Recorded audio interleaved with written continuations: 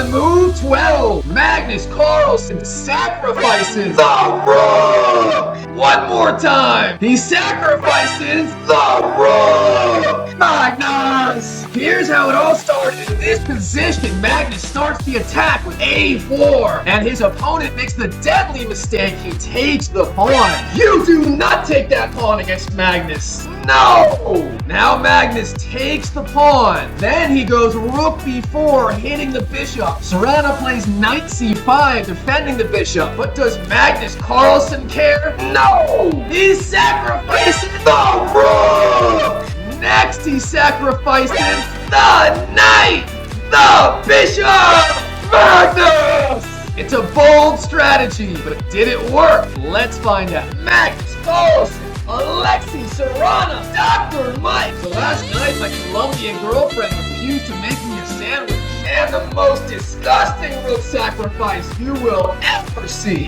What more can you ask for? What's going on, Chess YouTube? Today we've got a great match for you. It is Magnus Carlsen as white versus Alexey Sarana as black. Magnus Carlsen, of course, opens his favorite 1e4. There is no 1d4 today. Magnus is just sick and tired of the semi-tarash, so none of that today. No! Instead, Magnus Carlsen opens 1e4 and Alexey Sarana goes for his favorite Sicilian defense, starting with 1c5. Now, Alexey is a Najdorf expert. Of course, the Najdorf occurring after d6, d4, then c takes, knight f6, knight c3, and then a6. This was Gary Kasparov's favorite opening as black against 1e4. Now, Magnus plays just about everything against the Najdorf. He likes rook g1, h3, bishop e3, bishop g5, bishop c4. But today, he is not in the mood for an open Sicilian. Instead, after d6, he starts with knight c3. Now Alexey goes knight f6, allowing Magnus to transpose back to the Najdorf. But that is not what happens here. Instead, Magnus goes for the move bishop to e2.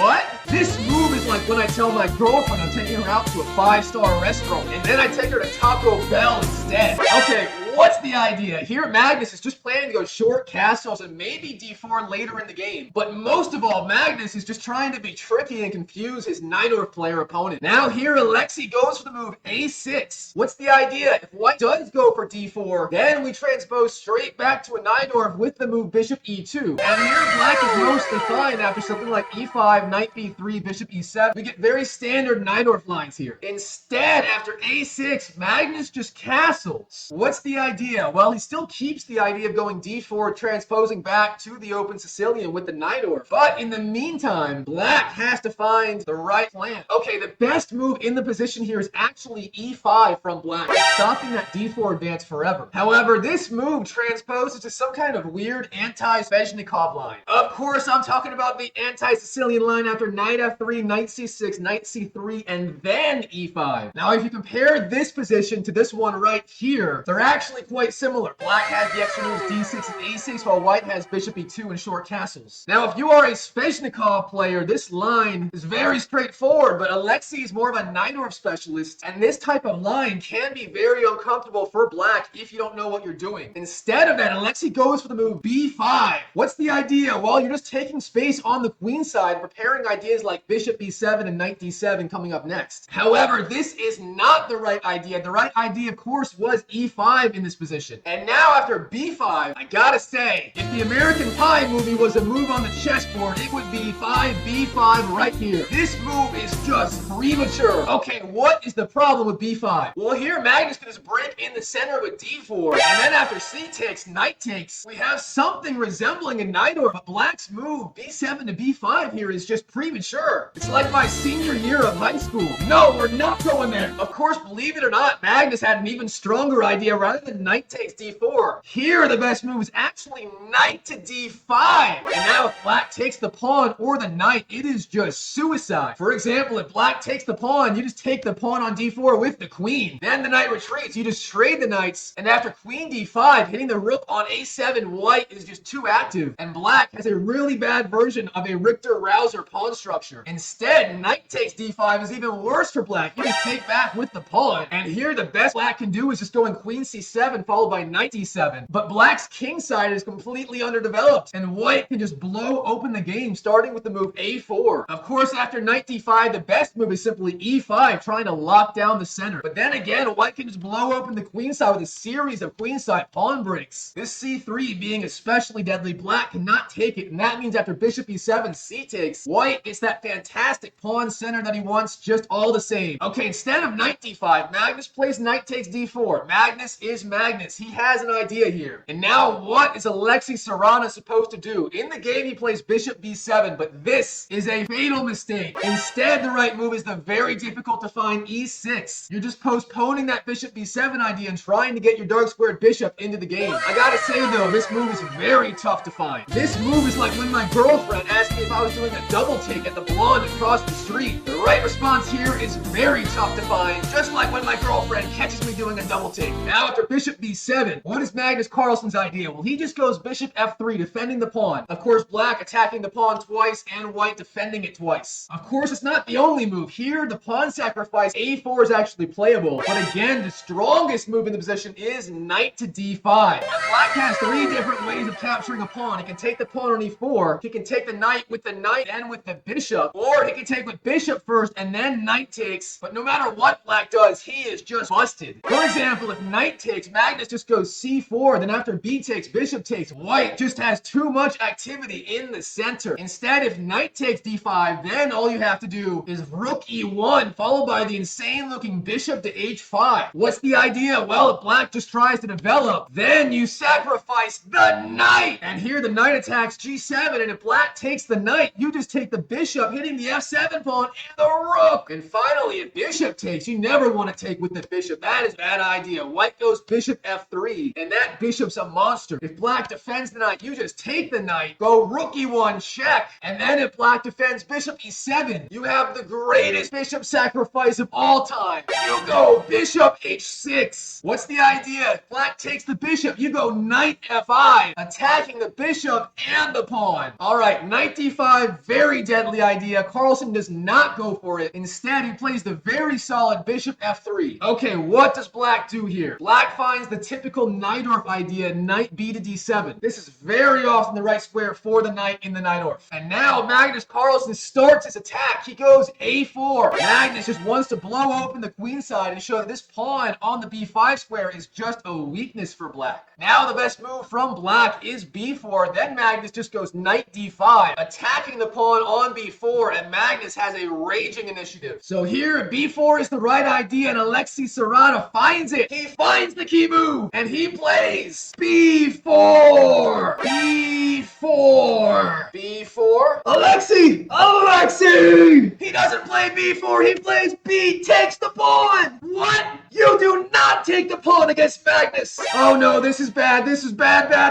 Magnus takes with the rook. Now Alexey has to get that dark square bishop into the game. What are the ideas? You can go e6, e5, or g6. In the game, he goes e6. This is the best move. But then what does Magnus do? Oh no. He plays rook b4, hitting the bishop. What's the idea? Well, here the bishop has no good retreat square. Bishop c8 is a bad idea. You don't play that. So what are the options? Alexey can go rook b8. He can go rook a7. He can go queen c8. He can go queen c7. Or he can go knight c5. All right, in the game, Alexey goes knight c5. But first, very fast, what are the alternatives? If Alexey starts rook b8, Magnus sacrifices the rook. Instead, if he goes rook a7 defending the bishop, here you do not sack the rook. You go bishop e3 with the x-ray attack. Then black goes d5, hitting the rook. And then, yes, you sack the rook. Okay, what about the queen moves? If queen c8 or queen c7, Magnus sacrifices the rook. Oh no, this is so bad for Alexey. Magnus just sacks it no matter what. All right, in the game, he plays knight c5. What's the idea? You are just defending that bishop on b7 for dear life with the knight. But does Magnus Carlsen care? No! He sacrifices the rook! Magnus plays rook takes b7, sacrificing the rook. Oh no.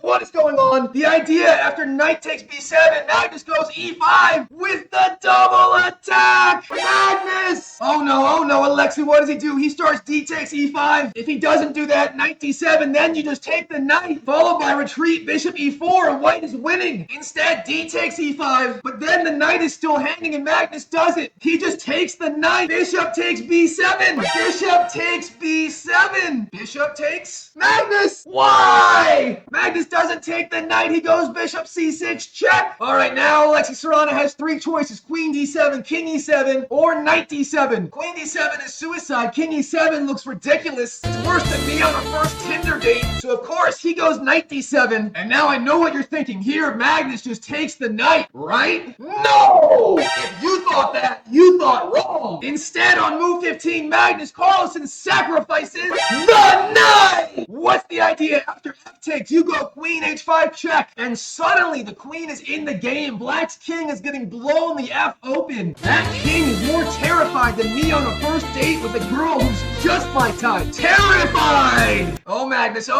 what does Sarana do? In the game, he goes king e7. The alternative, g6. Magnus just goes queen takes, hitting the rook. Now what? Rook g8, then you just go queen takes e6. And if queen e7, do you take the queen? No, you go bishop takes d7. And the queen is pinned by the queen. Now king d8, queen b6 check. What's the idea of king takes? Do you take the knight? No! You go knight d5, hitting the queen. And then if queen d6, then you take the knight with check. King e6, rook e1. And then black is forced to go queen e5. But do you take the queen? No! You add the disrespect with queen c6 check. All right, g6 not on the board. Instead, king e7. And now Magnus takes the knight. What is Sarana supposed to do here? His position is worse than when I broke up with my Colombian ex-girlfriend. All right, in the game, he goes rook b8. Stay with me here. Obviously, the bishop's being attacked, so of course Magnus defends the bishop, right? No! Magnus plays rook d1, sacrificing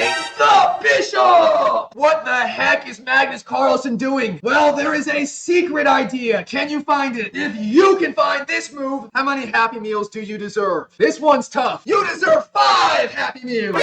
The idea, if rook takes b7, you go bishop g5. And with the rook and the bishop, black is forced to go knight f6. And then you take the queen! Magnus Carlsen, he saw into the future. He saw if you take the rook, I play bishop g5 and I win your queen. Magnus Carlsen with the time machine. Of course, Sarana does not go rook takes. He goes queen c7. Now, bishop takes a6, getting the bishop out of fire. Alexey Sarana finds the right move. He goes knight f6. And now the key move is bishop to g5. And Magnus finds it. He finds the key move. Just pinning the knight to the king. And he plays it. He plays the key move. Bishop g5. Bishop. Magnus! Magnus didn't play bishop g5. He played queen e2. But now his attack comes to a screeching halt. Sarana plays king f7. And how does white attack the black king? You don't. Here Magnus goes knight e4, the right idea. But after knight takes, queen takes, then bishop e7. Suddenly Sarana's getting the rook in the game. He's going to do the artificial castle. Magnus, you had the game. You had to play one move, Magnus, bishop g5. But do you play it? No! Instead, queen e2 and Alexey Sarana is in the game. All right, Magnus is still Magnus. He plays queen d3, centralizing the bishop. Now rook b4, very creative, hitting the queen. Magnus goes queen f3 check, returning the favor. Now bishop f6, black getting a little mini fortress going. Now the key move, bishop e4, but does Magnus play it? No, he plays the weak move, c3. Magnus! Oh no.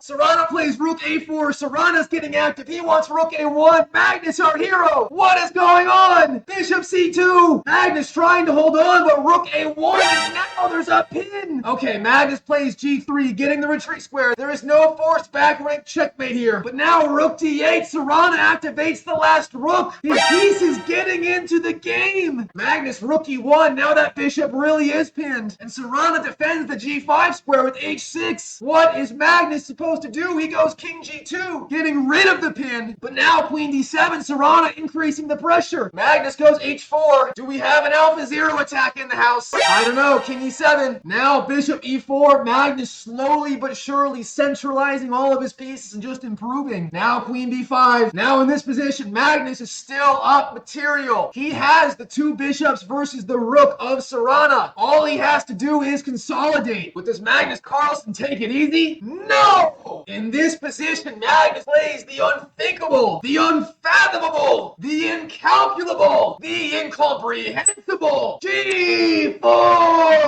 Pushing the g-pawn down the board! What is the idea? I have no idea. This move is like girls. It makes zero sense. Why is this so bad? Magnus just sacrifices a pawn for no reason. Or is it? Here, Magnus doesn't just stop at the pawn. No! Magnus sacrifices the bishop! Magnus Carlsen sacrifices the bishop, putting the king in check and hitting the other bishop. Sarana has to take back, but now Magnus takes the rook! Okay, what the heck? Believe it or not, in this position, material is equal. Both sides have the queen, they have the rook, and they have the bishop. They also both have 4 pawns total. Magnus with 4, Sarana with 4. Now, Sarana, he can equalize with one move. All he has to find is the key move. Queen takes b2. Then after rook a7, you just go rook d7, and the game is equal. And he finds it. Sarana finds the key move. On move 34, Sarana recovers from the rook sacrifice on move 12. He finds the key idea. He finds the move. Queen takes b2. Queen takes b2.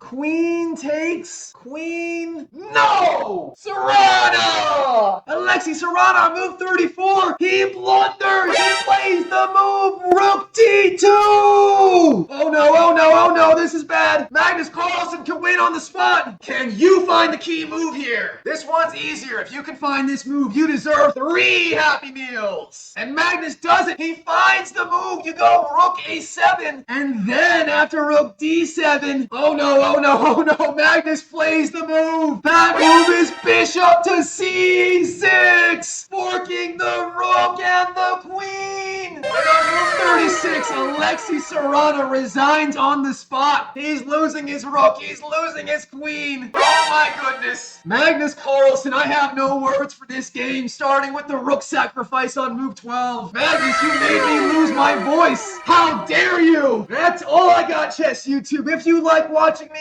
lose my voice, you can watch this video right here, or this one right here, and I'll see you in the next video.